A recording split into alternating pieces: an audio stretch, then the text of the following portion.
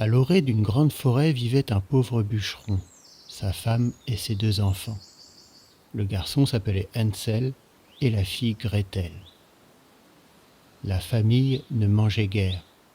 Une année que la famine régnait dans le pays et que le pain lui-même vint à manquer, le bûcheron ruminait des idées noires une nuit dans son lit et remâchait ses soucis. Il dit à sa femme : « Qu'allons-nous devenir ? Comment nourrir nos pauvres enfants quand nous n'avons plus rien pour nous-mêmes ?» Eh bien, mon homme, dit la femme. sais-tu ce que nous allons faire ? Dès l'aube, nous conduirons les enfants au plus profond de la forêt. Nous leur allumerons un feu et leur donnerons à chacun un petit morceau de pain. Puis nous irons à notre travail et les laisserons seuls. Ils ne retrouveront plus leur chemin et nous en serons débarrassés. « Non, femme, dit le bûcheron, je ne ferai pas cela. Comment pourrais-je me résoudre à laisser nos enfants tout seuls dans la forêt ? Les bêtes sauvages ne tarderaient pas à les dévorer, Oh, fou, rétorqua-t-elle. tu préfères donc que nous mourions de faim tous les 4 ? Alors il ne te reste qu'à raboter les planches de nos cercueils. Elle n'eut de cesse qu'il n'accepta ce qu'elle proposait. Mais j'ai quand même pitié de ces pauvres enfants, dit le bûcheron. Les 2 petits n'avaient pas pu s'endormir tant ils avaient faim. Ils avaient entendu ce que la marâtre disait à leur père. Gretel pleura des larmes amères et dit à son frère : « C'en est fait de nous. » Du calme, Gretel, dit Hansel. Ne t'en fais pas, je trouverai un moyen de nous en tirer. Quand les parents furent endormis, il se leva, enfila ses habits, ouvrit la chatière et se glissa dehors. La lune brillait dans le ciel et les graviers blancs, devant la maison, étincelaient comme des diamants. Hansel se pencha et en mit dans ses poches autant qu'il put. Puis il rentra dans la maison et dit à Gretel : « Aie confiance, chère petite sœur, et dors tranquille. Dieu ne nous abandonnera pas. » Et lui-même se recoucha. Quand vint le jour, avant même que le soleil ne se levât, la femme réveilla les 2 enfants. « Debout, paresseux. Nous allons aller dans la forêt pour y chercher du bois. Elle leur donna un morceau de pain à chacun et dit : « Voici pour le repas de midi. Ne mangez pas tout avant, car vous n'auriez rien d'autre. » Comme les poches de Hansel étaient pleines de cailloux, Gretel mit le pain dans son tablier. Puis ils se mirent tous en route pour la forêt. Au bout de quelque temps, Hansel s'arrêta et regarda en direction de la maison. Et sans cesse, il répétait ce geste. Le père dit : « Que regardes-tu, Hansel, et pourquoi restes-tu toujours en arrière ? Fais attention à toi et n'oublie pas de marcher. »« Ah, père, dit Hansel, je regarde mon petit chat blanc qui est perché là-haut sur le toit et je lui dis au revoir. » La femme dit : « Fou que tu es, ce n'est pas le chaton, c'est un reflet de soleil sur la cheminée. » Hansel, en réalité, n'avait pas vu le chat. Mais, à chaque arrêt, il prenait un caillou blanc dans sa poche et le jetait sur le chemin. Quand ils furent arrivés au milieu de la forêt, le père dit : « Maintenant, les enfants, ramassez du bois. Je vais allumer un feu pour que vous n'ayez pas froid. » Hansel et Gretel amassèrent des brindilles au sommet d'une petite colline. Quand on y eut mis le feu et qu'il eut bien pris, la femme dit : « Couchez-vous auprès de lui, les enfants, et reposez-vous. Nous allons abattre du bois. Quand nous aurons fini, nous reviendrons vous chercher. » Hansel et Gretel s'assirent auprès du feu, et quand vint l'heure du déjeuner, ils mangèrent leurs morceaux de pain. Ils entendaient retentir des coups de hache, et pensaient que leur père était tout proche. Mais ce n'était pas la hache. C'était une branche que le bûcheron avait attachée à un arbre mort, et que le vent faisait battre de ci, de là. Comme ils étaient assis là depuis des heures, les yeux finirent par leur tomber de fatigue, et ils s'endormirent. Quand ils se réveillèrent, il faisait nuit noire. Gretel se mit à pleurer et dit : « Comment ferons-nous pour sortir de la forêt ?» Hansel la consola. « Attends encore un peu, dit-il, jusqu'à ce que la lune soit levée. Alors nous retrouverons notre chemin. » Quand la pleine lune brilla dans le ciel, il prit sa sœur par la main et suivit les petits cailloux blancs. Ils étincelaient comme des écus frais battus et indiquaient le chemin. Les enfants marchèrent toute la nuit, et, quand le jour se leva, ils atteignirent la maison paternelle. Ils frappèrent à la porte. Lorsque la femme eut ouvert, et quand elle vit que c'était Hansel et Gretel, elle dit : « Méchants enfants, pourquoi avez-vous dormi si longtemps dans la forêt ? Nous pensions que vous ne reviendriez jamais. » Leur père, lui, se réjouit, car il avait le cœur lourd de les avoir laissés seuls dans la forêt. Peu de temps après, la misère régna de plus belle, et les enfants entendirent ce que la marâtre disait pendant la nuit à son mari. « Il ne nous reste plus rien à manger. Une demi-miche seulement et après, fini la chanson. Il faut nous débarrasser des enfants. Nous les conduirons encore plus profond dans la forêt pour qu'ils ne puissent plus retrouver leur chemin. Il n'y a rien d'autre à faire. » Le père avait bien du chagrin. Il songeait. Il vaudrait mieux partager la dernière bouchée avec les enfants. Mais la femme ne voulut n'en entendre.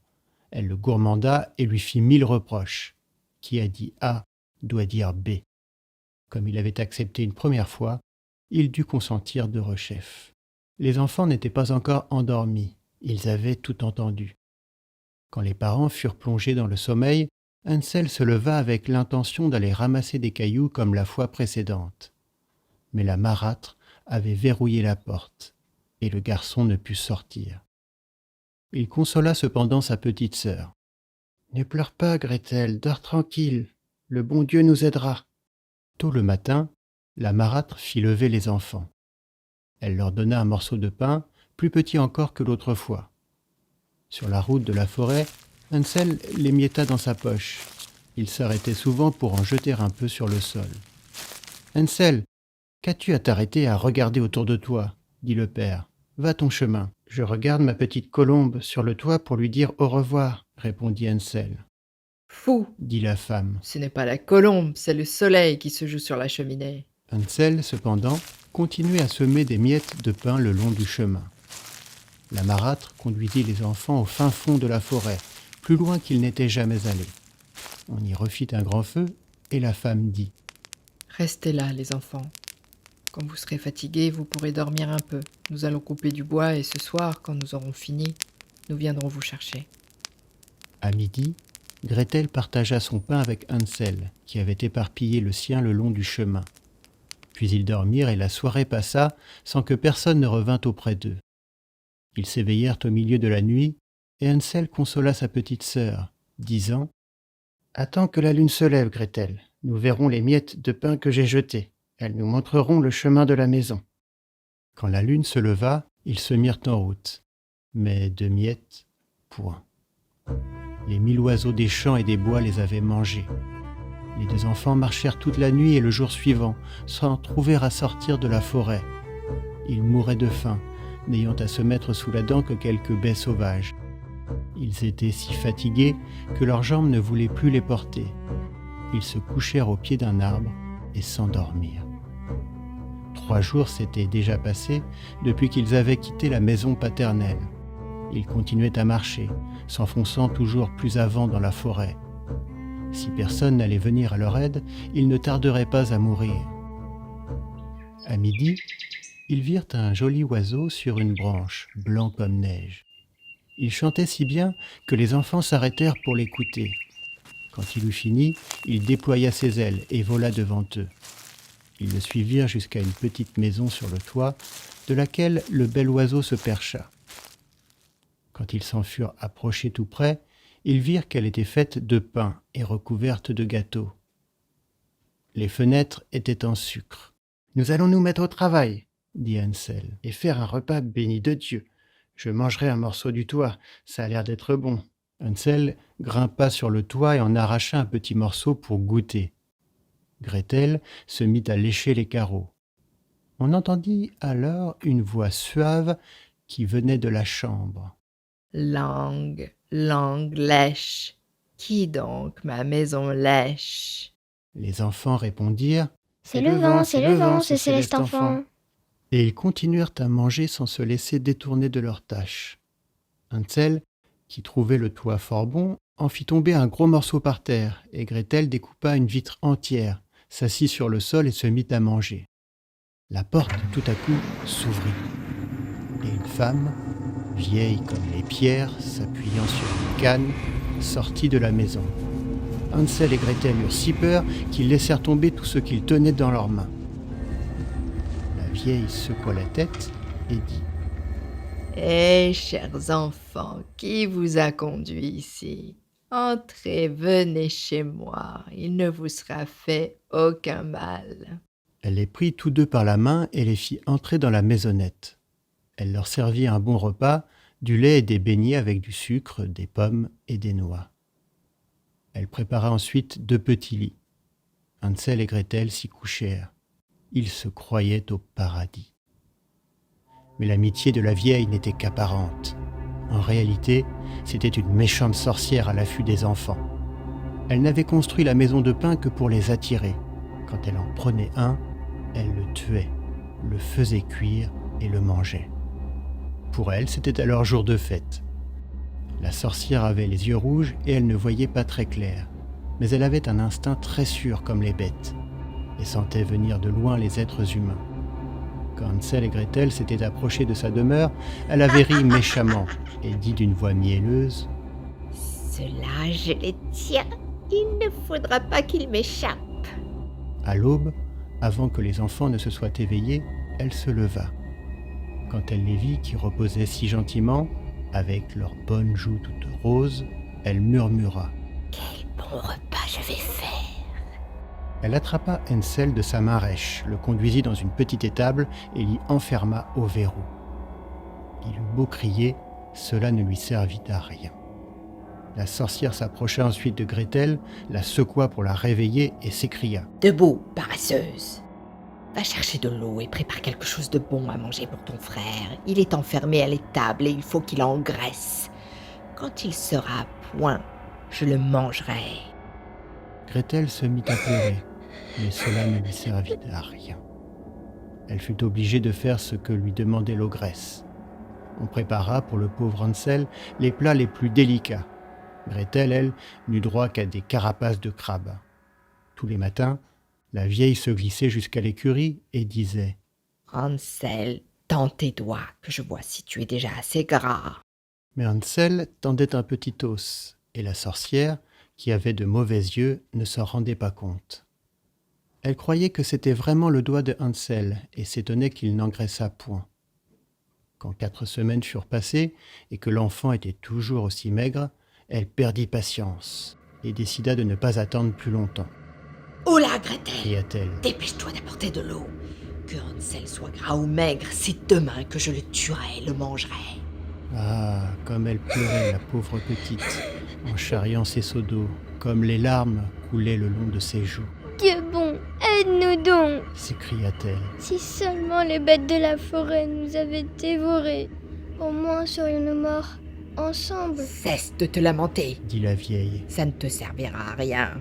De bon matin, Gretel fut chargée de remplir la grande marmite d'eau et d'allumer le feu. Nous allons d'abord faire la pâte. Dit la sorcière.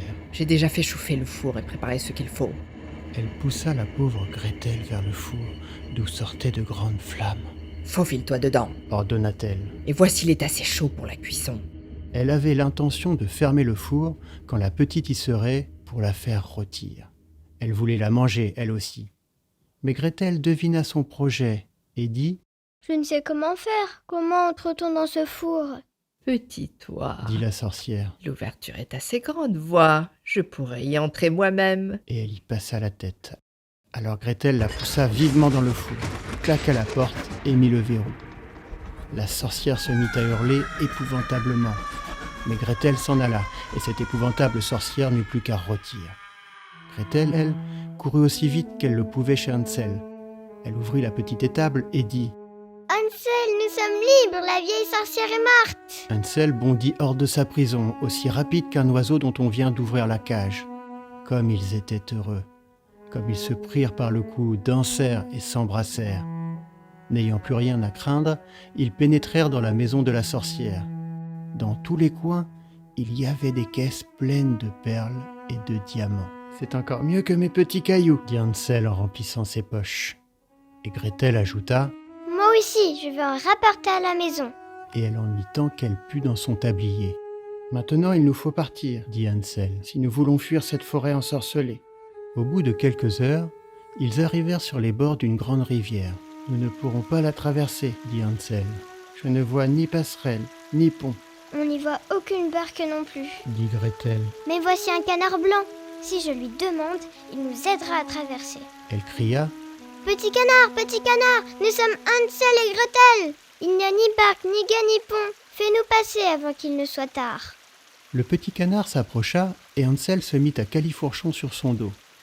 Il demanda à sa sœur de prendre place à côté de lui. Non, Répondit-elle. ce serait trop lourd pour le canard. Nous traverserons l'un après l'autre. La bonne petite bête les mena ainsi à bon port. Quand ils eurent donc passé l'eau sans dommage, ils s'aperçurent au bout de quelque temps que la forêt leur devenait de plus en plus familière. Finalement, ils virent au loin la maison de leur père. Ils se mirent à courir, se ruèrent dans la chambre de leurs parents et sautèrent au cou de leur père. L'homme n'avait plus une seule minute de bonheur depuis qu'il avait abandonné ses enfants dans la forêt. Sa femme était morte.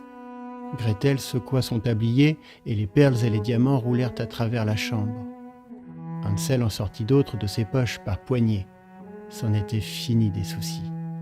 Ils vécurent heureux tous ensemble.